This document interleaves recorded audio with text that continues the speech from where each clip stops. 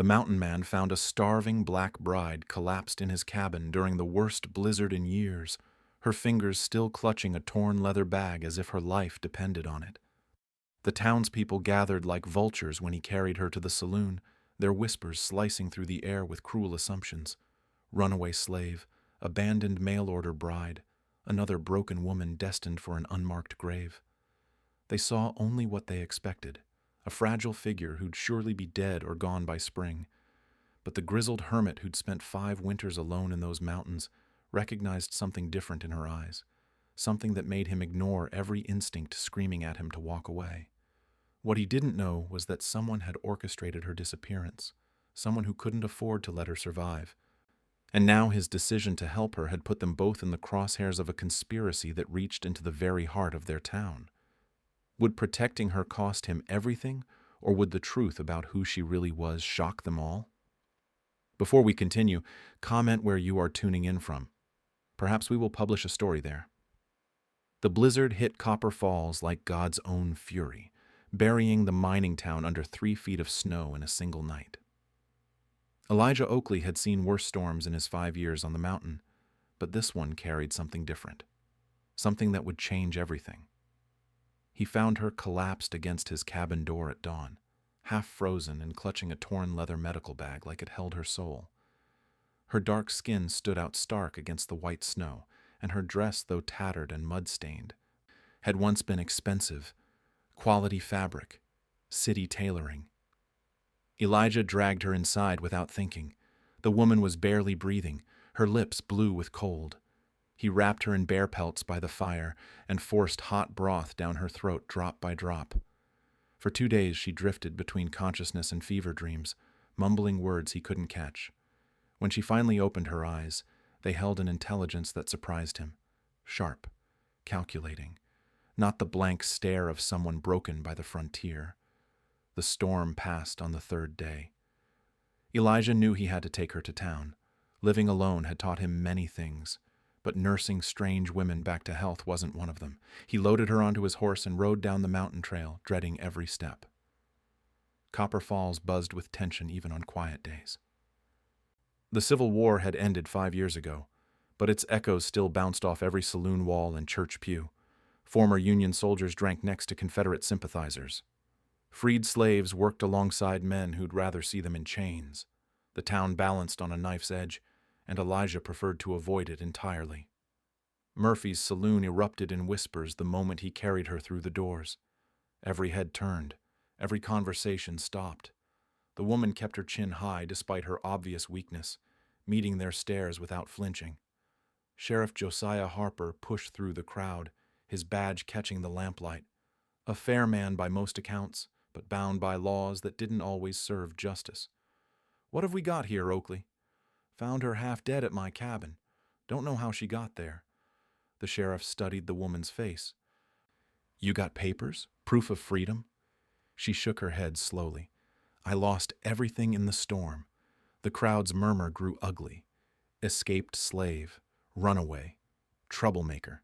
The words floated through the air like smoke, poisoning everything they touched. Reverend Malcolm Greaves stepped forward, his black coat immaculate despite the muddy streets outside. The town's moral compass, or so he claimed. His pale hands clasped together in practiced sympathy. "Poor child. We must show Christian charity in these trying times." His words rang hollow to Elijah's ears, but the crowd nodded approvingly. The Reverend had that effect on people. Smooth voice, biblical quotes for every occasion, a man who made others feel righteous just by listening to him. "She can't stay here," someone called from the back. "We got enough problems without taking in strays." Now, the Reverend soothed. "Every soul deserves compassion. Perhaps we can find her work, something suitable." Elijah caught the undertone. Kitchen work, cleaning, the kind of backbreaking labor that wore people down to nothing. He glanced at the woman and saw her jaw tighten almost imperceptibly. Mabel Rhodes emerged from behind the bar, wiping her hands on her apron. The general store owner had sharp eyes and a sharper tongue. She'd survived 20 years on the frontier by reading people correctly. "Woman's got good posture for someone half-starved, and look at her hands." The crowd leaned in. The woman's palms showed calluses, but not the rough, cracked skin of fieldwork. These were different marks. Precise. Purposeful. "Can you read?" Mabel asked suddenly. The woman hesitated, then nodded. Mabel pointed to a wanted poster nailed to the wall. "What's it say?" The woman's voice came out clear and strong. "Wanted for cattle rustling. Jake Morrison. $500 reward." The saloon fell silent. Reading wasn't uncommon among freed slaves, but the woman's pronunciation was too perfect, too educated. She spoke like someone who'd spent years with books, not someone who'd learned letters by candlelight after 14-hour workdays. Sheriff Harper frowned. "Where'd you learn to read like that?" My former master believed in education." The lie sat poorly on her tongue. Elijah saw it, and from the way Mabel's eyes narrowed, she saw it too. But the crowd seemed to accept it. Former slaves with education weren't unheard of, just uncommon this far west. "She can stay at my cabin until we figure something out," Elijah heard himself say. The words surprised him. 5 years of solitude, and now this. The Reverend's smile never wavered, but something flickered behind his eyes. "How generous of you, Brother Oakley. I'm sure our community will find a way to accommodate her." That night, as they rode back up the mountain, the woman finally spoke. "Thank you. Don't thank me yet. Town's not exactly welcoming to your type." "My type?" Elijah glanced back at her. "Smart women who ask too many questions." She almost smiled at that. Almost.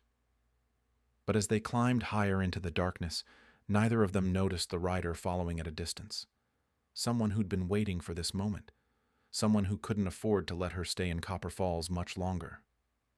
The woman's real identity remained buried beneath layers of necessity and fear, but secrets had a way of surfacing in small towns. And when they did, the consequences would shake Copper Falls to its foundation. 3 days passed quietly at Elijah's cabin. The woman regained her strength, helping with simple tasks around the homestead. She moved with purpose, her hands steady and sure.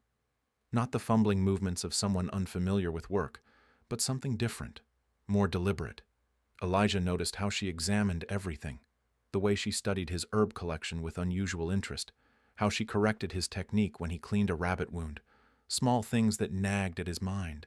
The urgent knocking shattered their morning routine. "Oakley, you up there?" Sheriff Harper's deputy stood breathless at the door. His horse lathered with sweat. "Doc needs help in town. Emergency." The ride down felt endless. The woman insisted on coming, despite Elijah's protests. Something in her eyes brooked no argument. They found chaos at the Miller house. Half the town crowded the front yard, voices raised in panic and prayer. The Reverend stood on the porch, leading a group in desperate hymns. Inside, Dr. Thornton bent over 7-year-old Emma Miller's bed. The child burned with fever, her small body convulsing every few minutes. Her parents clutched each other in the corner, faces white with terror. "Been 3 days now," the doctor muttered, wiping sweat from his brow. "Nothing's working. Tried bloodletting, purgatives, even prayer." The woman stood frozen in the doorway. Her hands trembled as she watched the doctor apply leeches to the child's arms. Horror filled her face. "The fever's too high," Dr. Thornton announced to the room. "I've done all I can. It's in God's hands now." Mrs. Miller's sob cut through the air like a knife. The townspeople began murmuring about curses and bad omens. Several eyes turned toward the woman, suspicious and accusing. "This started right after she showed up," someone whispered. The woman stepped backward, bumping into Elijah. Her breathing quickened. The crowd's hostility pressed against her like a living thing. Emma's convulsions worsened. Her lips turned blue. Her mother screamed. The woman broke. "Stop!" The single word cut through the chaos. She pushed past Elijah, past the gawking townspeople, straight to the bedside. "You're killing her." Dr. Thornton spun around, his face red with indignation. "How dare you?" "I've been practicing medicine for 20 years. "Then you should know better."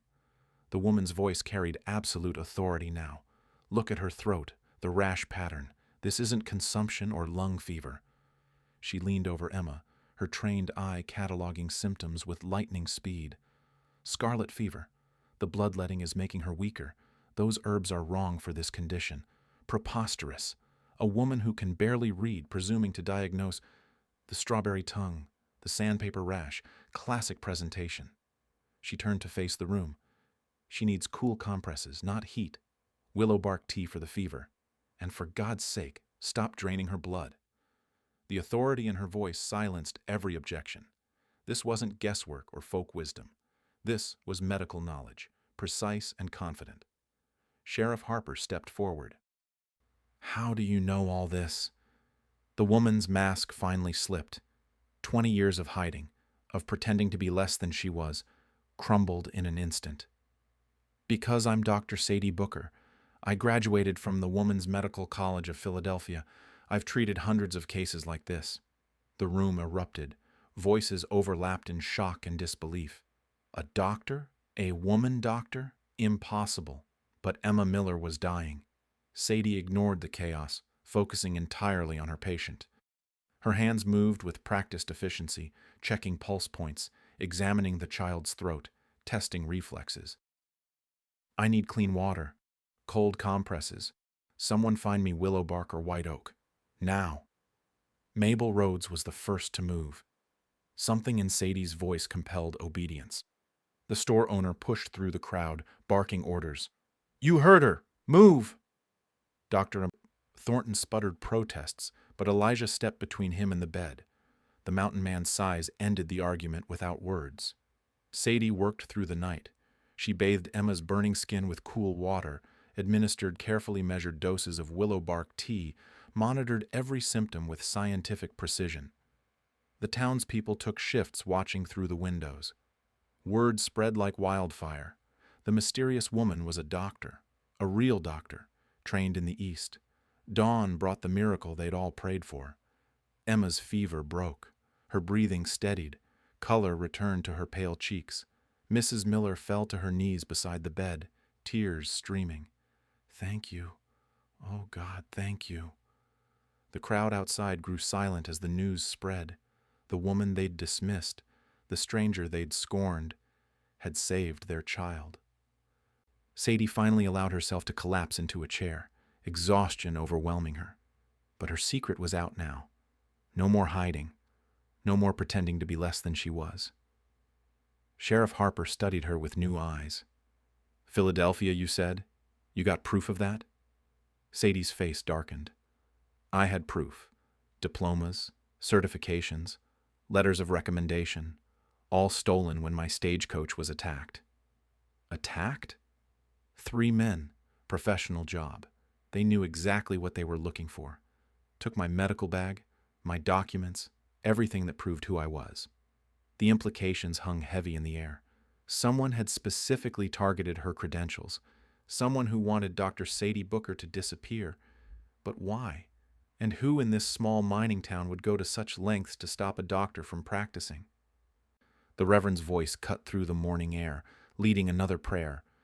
But when Sadie looked toward the window, she caught him watching her with an expression that chilled her blood. Not surprise, not wonder at the miracle they'd all witnessed. Fear. Word of Emma Miller's recovery spread through Copper Falls like wildfire. By noon, a steady stream of townspeople climbed the mountain path to Elijah's cabin. They came with twisted ankles, infected cuts, chronic coughs that had lingered for months. Sadie treated them all. She set broken bones with makeshift splints, mixed herbal remedies from Elijah's collection, diagnosed ailments that had baffled Dr. Thornton for years. Each successful treatment chipped away at the town's skepticism.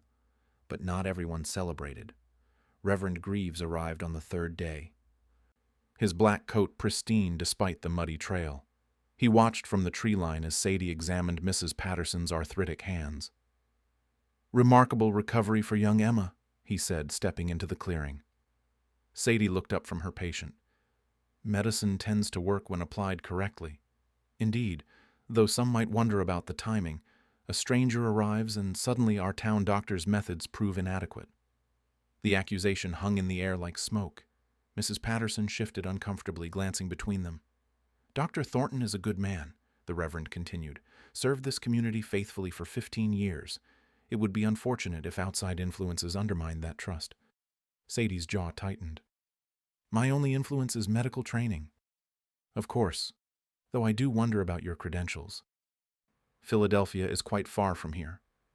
Distance doesn't invalidate education. The Reverend's smile never wavered, but his eyes remained cold. Naturally, I'm simply concerned about our community's spiritual health. Change can be unsettling. He left without another word, but his message was clear. Sadie was being watched. That evening, Elijah found her sitting on his porch, staring at the sunset. The medical work had exhausted her, but something deeper troubled her thoughts. Reverend's got you rattled. Sadie nodded. He's afraid of something. I can see it in his eyes. Afraid of what? I don't know yet. But men like him don't fear competition. They fear exposure. Elijah settled beside her, his weathered hands clasping a cup of coffee. You think he's hiding something? Everyone's hiding something out here. Question is whether it's worth killing for. The words chilled him. You really think someone tried to have you murdered? Sadie pulled the torn medical bag into her lap. This wasn't random robbery. They knew exactly what to take. Left my jewelry, my money, only wanted my credentials. But why? Because a qualified doctor asks inconvenient questions, examines things too closely, threatens people who profit from ignorance. A sound in the woods made them both freeze. Footsteps. Too heavy to be an animal, too clumsy to be Indians. Someone was watching them. Elijah rose slowly, his hand moving to the rifle beside the door. The footsteps retreated hastily through the underbrush. We're not alone up here anymore, he muttered. The harassment began the next morning. Sadie's herb supplies disappeared during the night. Someone scattered broken glass along the path to Elijah's cabin, small acts of sabotage designed to discourage her practice. But patients kept coming. Tom Bradley brought his wife, who'd been coughing blood for weeks. Sadie diagnosed tuberculosis and prescribed a treatment plan that actually helped. The Hendersons' baby had colic that 3 months of Dr. Thornton's remedies couldn't cure. Sadie fixed it in 2 days. Word reached town about each success. The mountain cabin became an unofficial medical clinic. Dr. Thornton arrived on Friday, his buggy loaded with official documents. He climbed down slowly, his face grim with purpose. This has gone far enough. Sadie continued grinding willow bark, not looking up. Has it? You're practicing medicine without a license. In this territory, that's illegal. I have a license. It was stolen. Convenient excuse. Until you produce proper documentation, you need to stop treating patients. Elijah stepped out of the cabin, his rifle casually held across his chest. Seems to me she's doing more good than harm. The law doesn't recognize good intentions, Oakley. Only proper credentials. Sadie finally looked up. And who decides what's proper? You? The Territorial Medical Board, of which I am the regional representative. The revelation hit like a thunderbolt. Dr. Thornton wasn't just the local physician. He controlled medical licensing for the entire region. Interesting, Sadie said quietly. I applied for territorial licensing 6 months ago. Never received a response. Applications require thorough review. Many are rejected for insufficient qualifications. Or insufficient bribes. Dr. Thornton's face reddened. How dare you suggest? I suggest nothing. I observe that qualified physicians seem to have trouble establishing practices in your territory, almost like someone's actively preventing competition. Mabel Rhodes chose that moment to climb the path, supporting her limping husband. Behind them came the Miller family, Emma skipping healthily beside her parents. Dr. Booker, Emma called out, running to Sadie with a handful of wildflowers. Mama says you saved my life! The crowd of patients created an impossible situation for Dr. Thornton. He couldn't arrest Sadie in front of people whose lives she'd improved. The optics would destroy him. This isn't over, he said, climbing back into his buggy. But as he drove away, Sadie noticed something that chilled her blood. The Reverend's horse was tied behind the tree line. He'd been watching the entire confrontation. That night, Mabel stayed for dinner. The store owner had sharp eyes and sharper instincts about people. "Something's not right in this town," she said over Elijah's rabbit stew. "Been noticing things. Patterns." "What kind of patterns?" "Qualified people disappearing. The lawyer who came last spring lasted 2 weeks before his office burned down. School teacher before that ran off after someone threatened her students." Sadie and Elijah exchanged glances. "And now they're trying the same with you," Mabel continued. "Question is, who benefits from keeping this town ignorant and desperate?" The answer walked up the path at that very moment. Dr. Edmund Cartwright, travel-stained and carrying official papers, introduced himself as the new territorial physician. "I understand there's been some confusion about medical authority here," he said, producing territorial appointment documents. "I've been officially assigned to serve Copper Falls." Sadie studied the papers. Perfect forgeries, if that's what they were. But the timing was impossible. "These are dated 3 months ago," she said, "before my stagecoach was attacked." Dr. Cartwright's smile faltered for just an instant. Territorial planning takes time. But Sadie had caught the slip. Someone had planned her disappearance months in advance. Someone who needed her gone before she could establish a practice. The conspiracy was bigger than she'd imagined, and it reached into the very heart of Copper Falls' power structure. Dr. Cartwright's arrival changed everything. Within hours, he'd established himself at Dr. Thornton's clinic, displaying his credentials prominently. The town council praised his qualifications. The Reverend personally endorsed him from the pulpit. But Sadie's patience kept climbing the mountain. "Don't trust that new doctor," Mrs. Patterson whispered during her weekly visit. "Tried to charge me $5 for what you fixed with herbs." More stories followed. Cartwright demanded payment up front. His treatments often made conditions worse. He showed little interest in actually healing people. Mabel arrived at the cabin after midnight, her face grave with urgency. "Found something you need to see." She produced a leather satchel filled with telegrams and receipts. "Took these from the Reverend's office.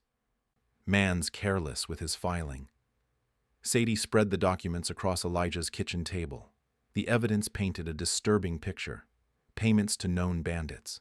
Telegrams coordinating attacks on incoming professionals. A systematic campaign to control who could establish businesses in Copper Falls. "Look at this one." Mabel pointed to a telegram dated 4 months earlier. "Payment authorization for stagecoach interception. Signed with the Reverend's initials." Elijah studied the dates. This was sent before Sadie even left Philadelphia. "Someone knew I was coming," Sadie said quietly. "Knew exactly when and how I'd travel." More documents revealed the scope of the conspiracy. The school teacher who'd fled, the lawyer whose office burned, the surveyor who'd disappeared completely. All had been systematically driven away or eliminated. "But why?" Elijah asked. "What's the point?" Mabel pulled out a land deed map. Red circles marked properties throughout the valley. "Look at who owns these now." Every circled property belonged to either the Reverend or his associates. Dozens of claims purchased for pennies after their original owners were forced out. "It's a land grab," Sadie realized. "Keep the town isolated and desperate. Drive away anyone who might expose the fraud." "And doctors ask too many questions," Mabel added, "especially ones who might notice patterns in mysterious deaths." The final piece of evidence chilled them all. A list of names titled "Priority Removals." Sadie's name sat at the top, but others followed. Sheriff Harper, several honest businessmen, anyone who might threaten the conspiracy. "We need to get this to the territorial authorities," Sadie said. "Nearest federal marshal is in Denver," Elijah replied. 3 days' ride through hostile territory. Then we make copies, hide them, make sure the truth survives even if we don't." They worked through the night, carefully documenting everything. Mabel's knowledge of the town's business dealings filled in crucial gaps. She'd watched the Reverend's operation for months without fully understanding its scope. Dawn brought unwelcome visitors. Sheriff Harper climbed the path with a territorial warrant, his face apologetic but determined. Behind him rode Dr. Cartwright and two armed deputies. "Dr. Booker, you're under arrest for practicing medicine without proper licensing." Sadie stepped onto the porch, her chin held high. "On whose complaint?" "Dr. Cartwright filed charges yesterday. Says you're endangering public health with unregulated treatments." "Interesting timing." She glanced at Cartwright, who avoided her eyes. "Especially since his appointment papers are dated before my stagecoach was attacked." The sheriff frowned. "What's that supposed to mean?" "It means someone knew I was coming months ago. Knew exactly when to have Dr. Cartwright ready as my replacement." "That's absurd," Cartwright sputtered. "Territorial assignments are made based on need assessments." "Show me the need assessment for Copper Falls." Cartwright's confidence wavered. "I don't carry every administrative document." "Because it doesn't exist. You were positioned here specifically to prevent me from practicing." Sheriff Harper looked between them, doubt creeping into his expression. He'd known Sadie for weeks now, seen her work, watched her save Emma Miller's life. "Dr. Cartwright, I'll need to see all your documentation, every paper that authorized your appointment." "This is highly irregular, Sheriff." "So is arresting a woman who saved half a dozen lives in the past week." The confrontation might have escalated, but Emma Miller chose that moment to run up the path.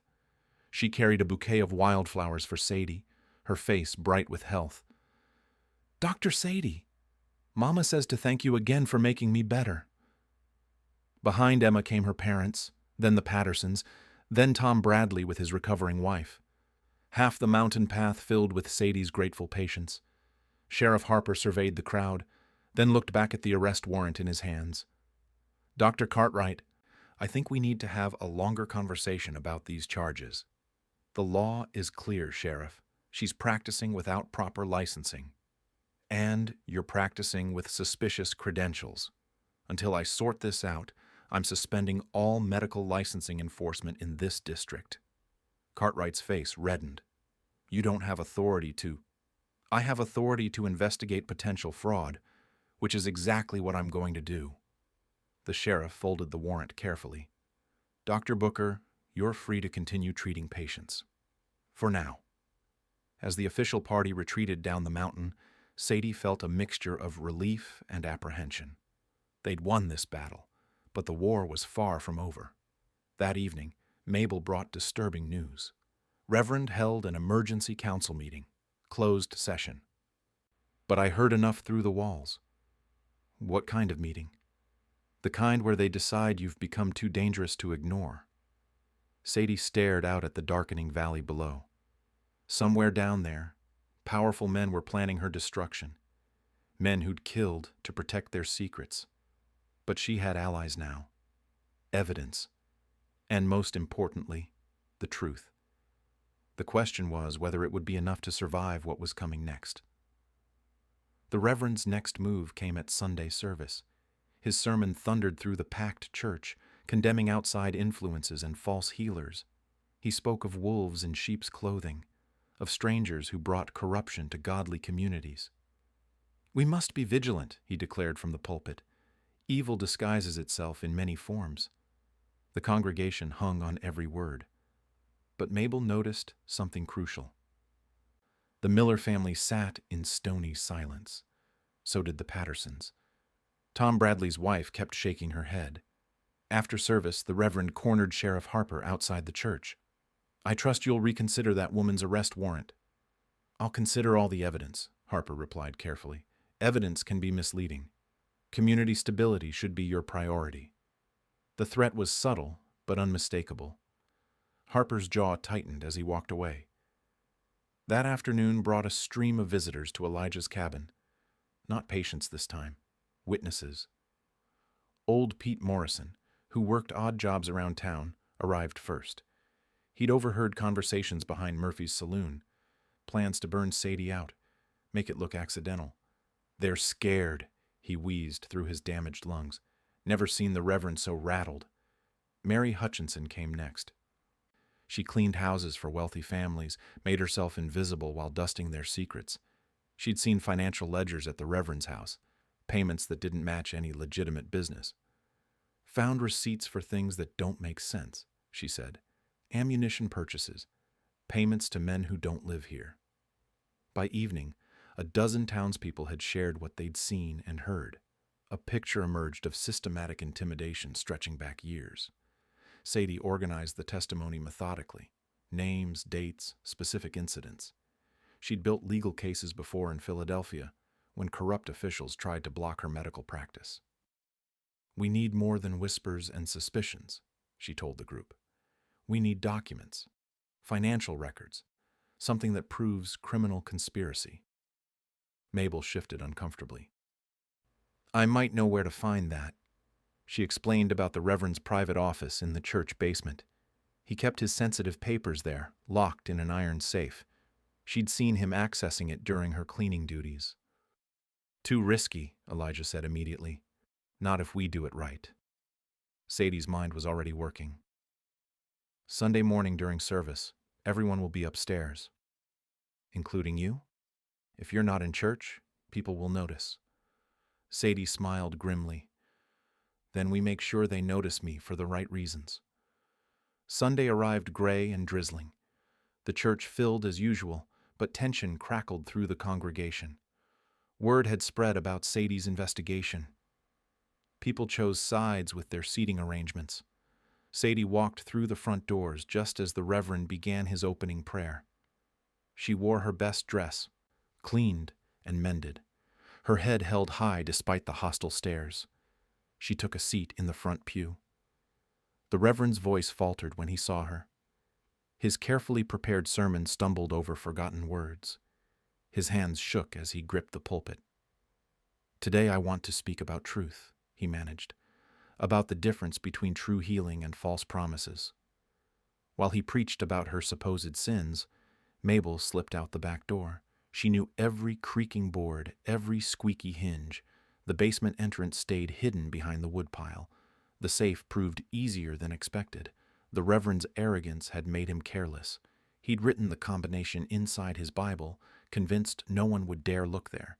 Inside the safe lay everything they needed: contracts with hired guns, payment schedules for security services, maps showing planned property acquisitions after current owners were eliminated, and at the bottom, a leather folder containing the smoking gun, correspondence with territorial officials, bribes to ensure Dr. Cartwright's appointment, orders to intercept Sadie's stagecoach and eliminate her credentials.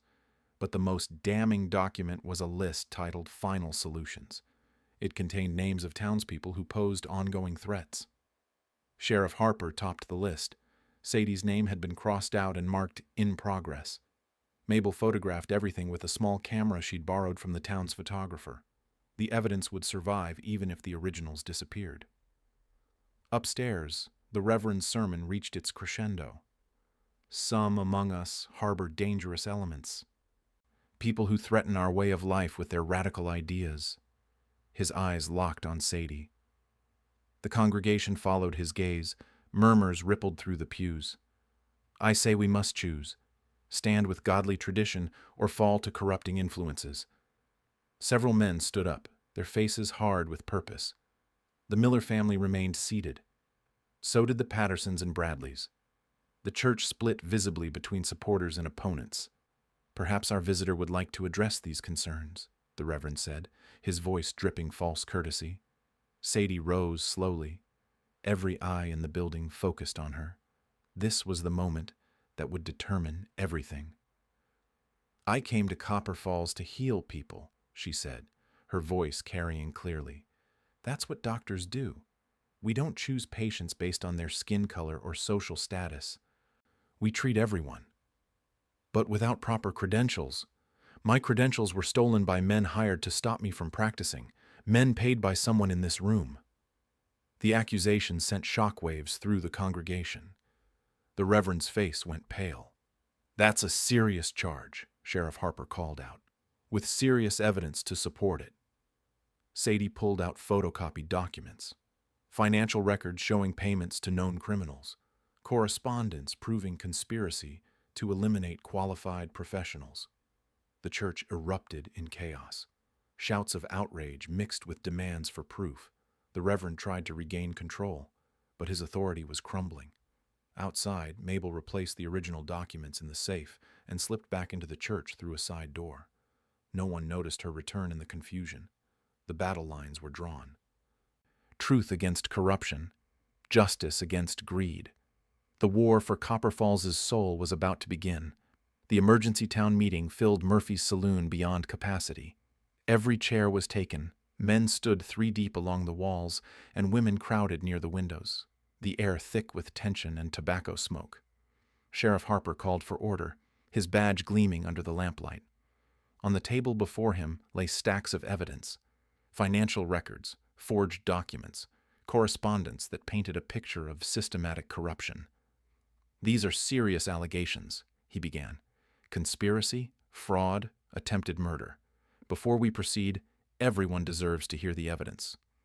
Reverend Greaves sat at the front table, his usual composure cracked.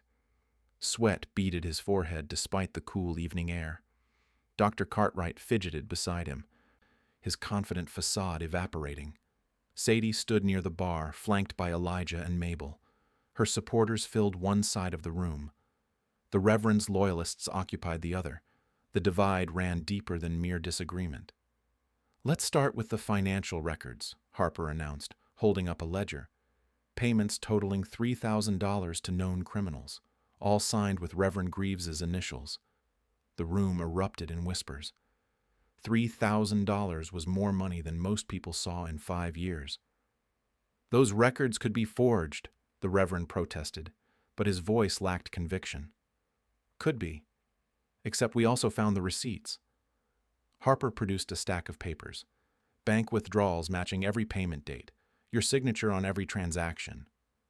Emma Miller's father stood up from the crowd. "Reverend, is this true? Did you hire men to hurt people?" "I've dedicated my life to protecting this community," Greaves replied, avoiding the direct question. "By murdering innocent people?" Mrs. Patterson's voice cut through the room like a blade. Sheriff Harper raised his hand for silence. "Let's examine the correspondence next." He read aloud from letters between Greaves and territorial officials, bribes to ensure Dr. Cartwright's appointment, orders to eliminate Sadie's medical credentials, plans to drive away other qualified professionals. "This letter specifically mentions intercepting Dr. Booker's stagecoach," Harper continued, "dated 2 weeks before she left Philadelphia." The implications sank in slowly. Someone had planned Sadie's destruction before she'd even begun her journey west. Dr. Cartwright suddenly stood up. "I want immunity in exchange for testimony." The Reverend's face went white. "Edmund, you can't—" "Shut up, Malcolm. I'm not going to prison for your schemes." Cartwright faced the crowd, his medical authority stripped away. "He approached me 6 months ago, offered me $5,000 to establish a practice here. All I had to do was prevent any other doctors from settling in Copper Falls." "And you agreed?" someone called out.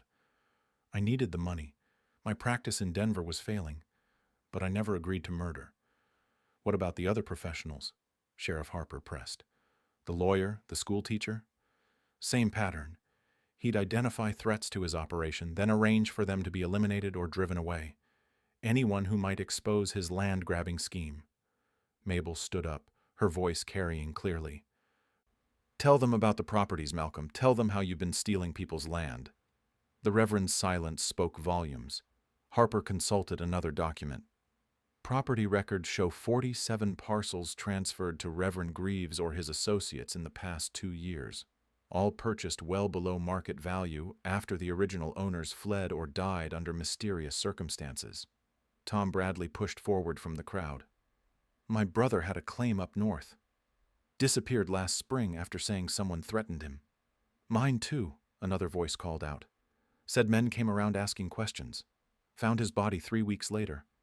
Stories poured out. Families driven away by intimidation. Convenient accidents that cleared valuable land. A systematic campaign of terror designed to concentrate wealth and power.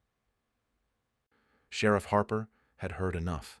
"Malcolm Greaves, you're under arrest for conspiracy, fraud, and accessory to murder." The Reverend finally broke. "You don't understand. This town was dying. The mind played out. People were leaving. Someone had to take control, make the hard decisions." By murdering innocent people? By doing what was necessary for survival? His confession silenced the room. The man they'd trusted with their spiritual guidance had been systematically destroying their community. Dr. Cartwright, you're also under arrest, Harper continued. Your cooperation will be noted, but fraud is still fraud. As the handcuffs clicked shut, the Reverend made one final desperate play. She's still unlicensed. Whatever I did, she's practicing medicine illegally. Sadie stepped forward, her dignity intact despite everything she'd endured. Sheriff, I have a proposal. She faced the crowded room. I'll submit to a formal medical examination by territorial authorities. Let them determine if I'm qualified to practice. If I pass, I want official licensing. If I fail, I'll leave Copper Falls forever. The crowd murmured approval. It was fair, reasonable, and gave everyone a chance to witness justice. I'll send for a territorial medical examiner, Harper agreed. Should arrive within the week. 6 months later, Dr. Sadie Booker's medical practice occupied the building that once housed the Reverend's private office. Her shingle swung proudly in the mountain breeze, visible from anywhere in town. Elijah had traded his mountain isolation for a job as her medical assistant. His steady hands and gentle manner made him perfect for helping with difficult cases. Mabel Rhodes served as Copper Falls' first elected female town council member. Her sharp eye for corruption ensured the mistakes of the past wouldn't repeat. Sheriff Harper had implemented new policies protecting incoming professionals. A welcome committee now greeted newcomers instead of suspicious stares. The transformation wasn't complete. Some residents still harbored old prejudices. But Emma Miller's recovery had opened hearts and minds. When a doctor saved your child's life, skin color became irrelevant. On quiet evenings, Sadie would stand on her porch and watch the sunset paint the mountains gold. She'd traveled west to heal people and found something more valuable than she'd imagined. A community willing to confront its demons and choose justice over comfort. A place where truth mattered more than tradition. The mountain man had found a starving woman in his cabin and saved her life. But in the end, she'd saved something far more precious. An entire town's soul.